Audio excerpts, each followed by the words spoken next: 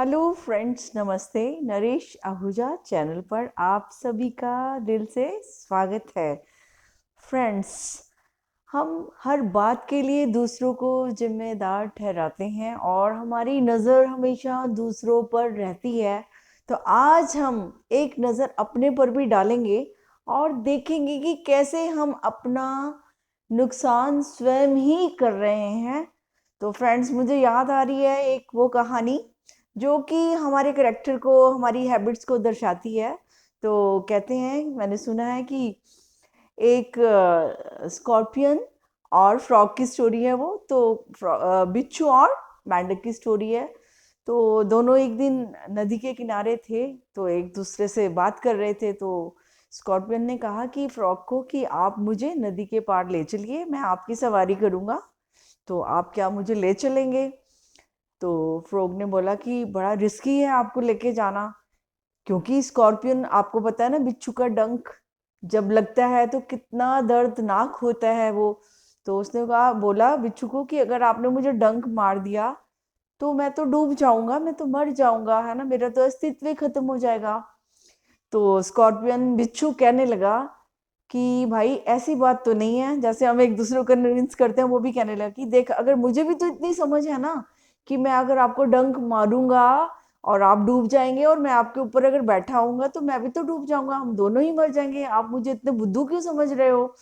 तो मेंढक को, फ्रॉग को ये बात अच्छी लगी सुनने में कि बात तो सही कह रहा है, कि हम दोनों का जीवन ही तो साथ साथ ही तो चल रहा होगा, तो कोई ऐसा मूर्ख थोड़ा होगा जो अपनी जिंदगी को खुद ही दांव पर लगा देगा।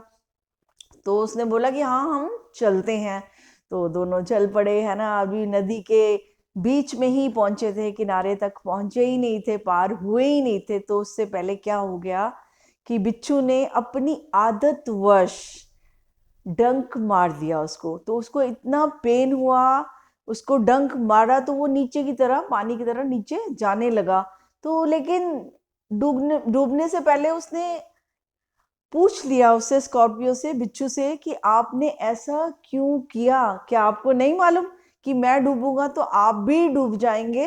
तो फिर भी आपने मुझे डंक मार दिया, तो आपने इतनी बड़ी गलती कैसे कर दी? आपने मेरा जीवन और अपना जीवन दोनों ही खत्म करने की कोशिश कर दी। तो उस समय स्कॉर्पियन ने कहा कि मेरा ऐसा कोई इरादा नहीं था, मेरा इंटेंशन नहीं था, क्योंकि मैं भी अपनी जिंदगी से उतना ही प्यार करता हूँ और मैंने तुम्हें धोखा नहीं दिया है। बट फिर क्या किया? उसने बोला, तुमने क्या किया? कहते हैं, मैंने आदतवश आपको डंक मार दिया। तो दोस्तों, ये होती है हमारी आदतें जो हमें मजबूर कर देती हैं। हम अपनी आदतों के हाथों खुद मजबूर व्यक्ति हैं, हम कितने स्ट्रांग हैं, पावरफुल हैं, सब कुछ हैं, बट हमारी आदतों ने हमें इतना कमजोर बना दिया है कि हम आदतों के गुलाम बन चुके हैं। तो दोस्तों, जैसे हमें मालूम है, अच्छी तरह से मालूम है कि अगर हम शराब पिएंगे तो हमारा लीवर डैमेज होगा, हमें नुकसान हो सकता है, वो हेल्दी नहीं है हमारे लिए, बट फिर भी हम आदतवश उसे पीते चले जाते हैं। हमें पता है क्रोध करना बहुत बुरी बात है, और हम ऐसे व्यक्तियों पे भी क्रोध कर सकते हैं, कर देते हैं जहां से हमारा नुकसान हो जाता है। अपना तो नुकसान हमारा सबसे पहले हो ही रहा होता है, क्योंकि आज तो रिसर्चर्स भी कह रहे हैं कि जो क्रोध करते हैं, जो नेगेटिव होते हैं, जो जिस तरह के होते हैं, उनका सारे रिजल्ट्स उनको खुद ही मिलते हैं। तो कहते हैं ना, जैसे किसी को रोज देते हैं हम, तो खुशबू हमारे हाथ में पहले आती है, ठीक है। तो कुछ भी हम करते हैं तो पहले उसका असर हम पर होता है। तो दोस्तों, ये जो हमारी आदतें हैं ना, वो हम पर ही भारी पड़ती हैं, और हम एक दिन ऐसा आता है, अपनी आदत के हाथे अपने जीवन में मजबूर हो जाते हैं, हम गुलाम बन जाते हैं। तो जीवन के स्वामी थे, जो चाहते तो अच्छी आदतें भी अपना सकते थे, क्योंकि दोस्तों, आदतों की बात क्या होती है, वो ऑटोमेटिक चलती है, वो लाइफस्टाइल को एक मोमेंट दे देती हैं, क्योंकि जो जो काम आप रोज करते हो वो नेचुरल वे में आपकी बॉडी माइंड उसको करने लगता है।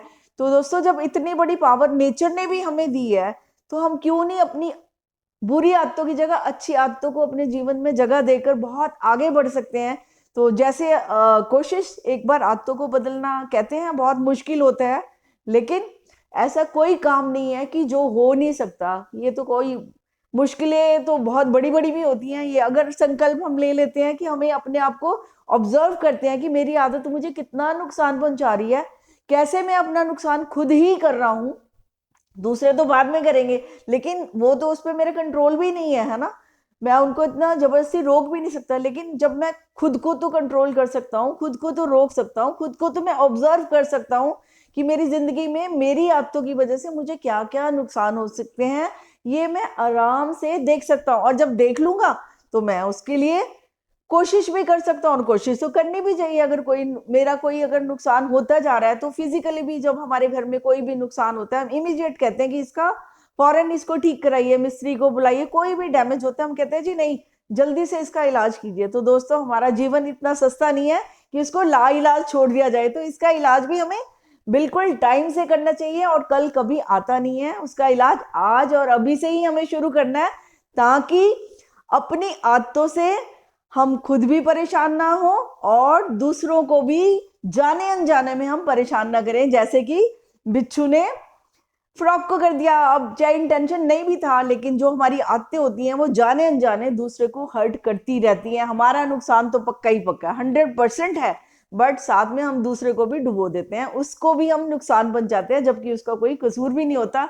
तो ऐसी होती हैं हमारी आदतें, और आदतों को आराम से ऑब्जर्व करके, मेडिटेशन के द्वारा, संकल्प के द्वारा, जब हम मान लेते हैं ना किसी बात को कि हमारी कोई गलती है या हम कुछ गलत कर रहे हैं, जब हम उसको एक्सेप्ट कर लेते हैं ना, तो उसी समय सुधार के चांसेस बन सकते हैं।